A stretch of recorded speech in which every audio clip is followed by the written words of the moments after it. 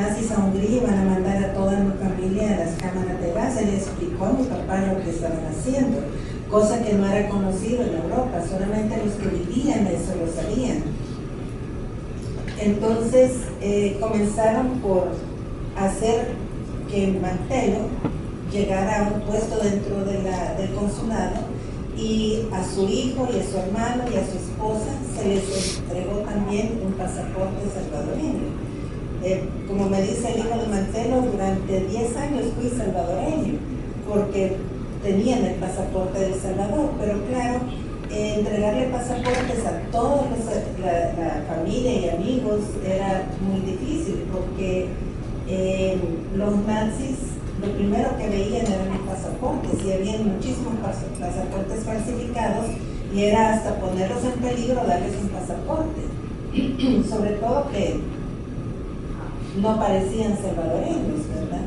Entonces empezaron a pensar qué otra cosa se podía hacer, y se les ocurrió hacer estos certificados de nacionalidad en donde no eran documentos de viaje, las personas no podían viajar, pero decían que eran de otra nacionalidad, y a pesar de que las fotos y todo eran pues de personas judías, ellos no sabían a dónde quedaba El Salvador, y el hecho de que estuviera sellado, firmado y que pareciera todo bien real y fidedigno, entonces dejaban que las personas siguieran viviendo ahí. En el Museo del Holocausto de Washington tenemos una señora que está haciendo un estudio, la señora Cohen, sobre qué pasó con estas personas que obtuvieron su certificado de nacionalidad. Ella ha hecho un estudio de 700 certificados que han ido recolectando a través del tiempo y han seguido la historia, y hay un denominador común.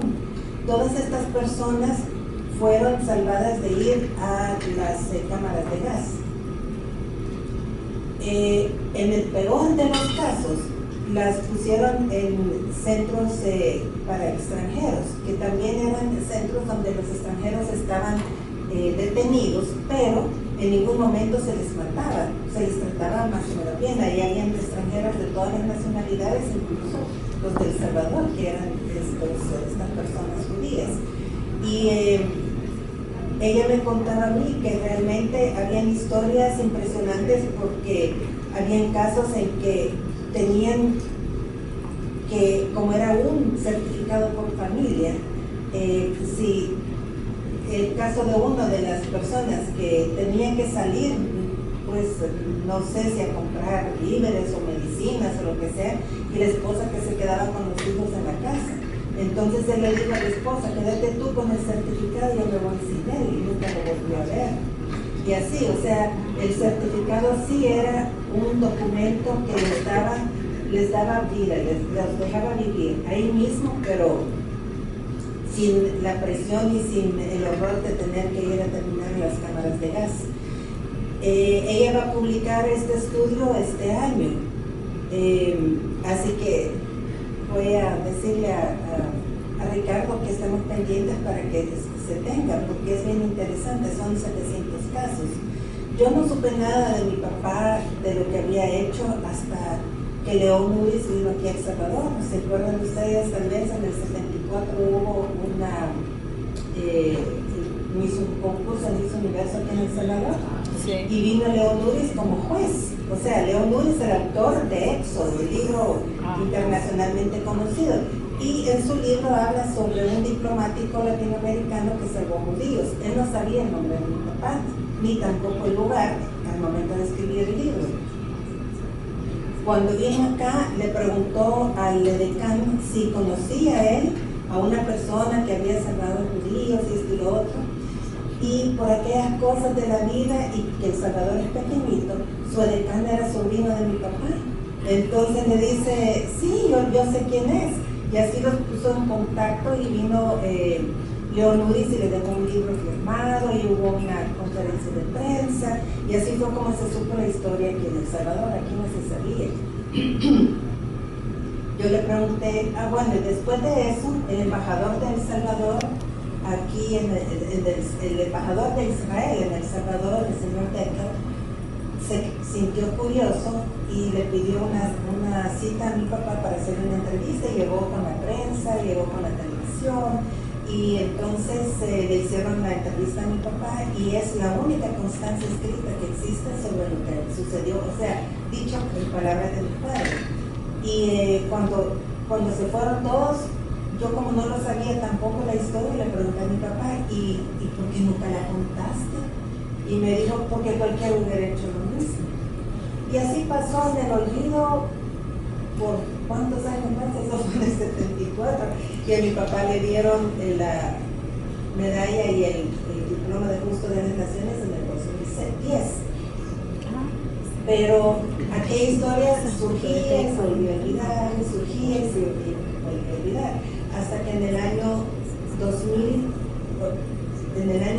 me escribió el cónsul honorario de El Salvador en Israel. Él es una persona judía que como cónsul honorario hace las veces de cónsul del país cuando no hay un cónsul en esos lugares, y me dijo, mira, tengo que hablar contigo, voy a llegar a El Salvador. Y me dijo, mi mamá tiene un número escrito en su brazo, ese es el número que la identificaba como presa de Auschwitz. Y cuando en mi trabajo como cónsul llega gente con un papelito y me dice, cuéntame qué es esto, y él veía los certificados, no sabía nada, así que empezó a investigar y dio conmigo. Entonces me dijo, tú y yo tenemos que hacer algo, porque si no, dice mi mamá que la historia nos lo va a demandar. Así que yo en Israel voy a empezar a buscar a las personas que están sobrevivientes todavía de esta época, y voy a escoger una persona a la que nosotros le vamos a hacer una entrevista que se tiene que filmar, se tienen que seguir todas las pautas que exige el Yad Vashem sobre el Holocausto, y tú aquí en El Salvador tienes que buscar a alguien que te ayude a revisar todos esos documentos. Él hizo su parte y yo desafortunadamente no encontraba quien me ayudara a hacer mi parte, pero cuando estábamos un día en Nueva York por mi trabajo, yo soy intérprete traductora, estaba interpretando allá, y entonces estaba el ministro Laínez, y yo me le acerqué y le dije, yo necesito hablar con usted, y le conté así a grandes rasgos la historia, y le dije, el doctor Rosenberg en Israel ya tiene todo listo para presentar a mi papá ante Yad Vashem para que le den el premio, solo necesitamos que usted diga sí, y ya con eso se va. Y él me dijo, le voy a contestar el lunes y yo cumplo mis promesas. El lunes yo le hablé y me dijo, hemos decidido algo diferente. Creemos que no debería de ser el doctor Rosenfeld el que presente a tu papá, sino que el gobierno de El Salvador. Así que nosotros aquí vamos a hacer una investigación, y al tener la lista con lo que tiene el doctor Rosenfeld, vamos a presentar juntos la petición. Y así fue. Y eso fue 2 años y medio antes de que le dieran el honor a mi papá. La verdad que a mí me habían dicho que podía tomar hasta 10 años que reconocieran a una persona por todas las investigaciones que hay que hacer, porque no se lo dan así a cualquiera que diga yo salvé.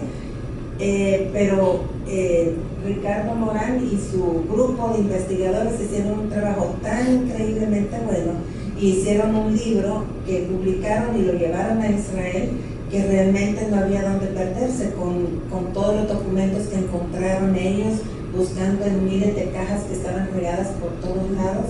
Y así fue como en 2 años y medio prácticamente reconocieron a mi papá. Y como les digo, realmente a mí me gusta la historia porque es una historia en medio de ese horror tan espantoso, de una amistad que llevó a algo que ninguno de los dos esperaba, porque la verdad que no empezaron diciendo vamos a salvar a miles de miles, no, vamos a salvar a la familia de mi amigo, después los amigos de mi amigo. De ahí venía gente que habían escuchado hablar sobre lo que estaba pasando, y tengo una foto original tomada así aérea, de como 200 personas esperando afuera de la puerta del consulado de El Salvador, que era una cosa chiquitita, y la gente no podía estar adentro, pues no cabían, estaban afuera en la calle. Tú lo has visto, ¿verdad, Ricardo? Sí. Y ahí pone papá con la letra de él, ¿verdad? Gente esperando sus documentos. Llegó un momento en que ya no podían hacerlos, era a mano, o sea, El Salvador nunca ha tenido el dinero para tener a su gente en el servicio diplomático con máquinas y esto y lo otro, era a mano. Y entonces el amigo de mi papá contrataba estudiantes de la universidad que llegaran a ayudarles a llenar todos esos papeles para poderlos entregar.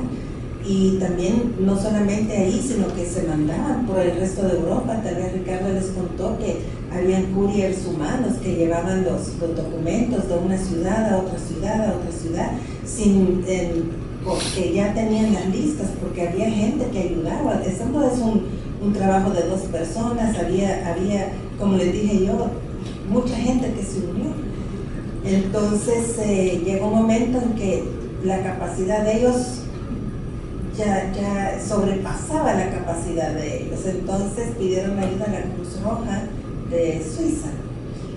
La gente de la Cruz Roja tuvo que pedir permiso también al Ministerio de Relaciones Exteriores porque tenían que andar de país en país dejando documentos. Y entonces el ministerio dijo, bueno, estaríamos de acuerdo, pero tenemos que hablar ya con el ministro de Relaciones Exteriores de El Salvador, no con su representante aquí en Suiza. Ya para entonces ya estaba Julio Ávila, de ministro de Relaciones Exteriores, ya no estaba el presidente Maximiliano Martínez. Entonces mi papá le contó lo que habían hecho y le pidió que endosara y les dijera que sí. Así que Julio Ávila inmediatamente dijo que estaba de acuerdo, incluso agregó otros países donde podían repartir los documentos, y a raíz de eso fue la Cruz Roja la que empezó a distribuir los papeles por toda Europa, ya no de manera así como ellos lo estaban haciendo con fotografías y nombres y todo, sino que en blanco, pidiéndole a las autoridades que salvaguardaran la vida del portador, pero sin el nombre.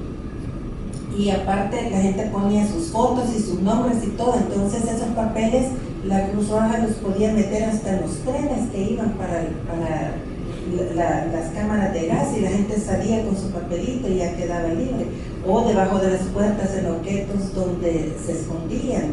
Y así fue como se distribuyeron tantos miles, porque son 8.500 documentos los que se tenían en el consulado, sin contar todos estos otros documentos donde se distribuían así sin nombres ni nada. Una de las cosas irónicas que duelen es que, por ejemplo, George, que empezó todo esto con mi papá por su familia, cuando mandó los papeles para la familia de él, lo mandó con un amigo que también era diplomático, que lo detuvieron. Y entonces pasó 3 días que lo estuvieron interrogando y todo eso, hasta el fin que lo dejaron ir. Y cuando lo dejaron ir y él llegó a Hungría, ya se habían llevado toda la familia de George, todos murieron en la cámara de gas, sus padres, sus tíos, primos, toda la familia. Se salvó únicamente su hermano y su esposa, que habían recibido los documentos antes de todo eso, pero sin embargo siguieron con el proyecto hasta el final. Así que esa es la historia. Muchísimas gracias por haber venido.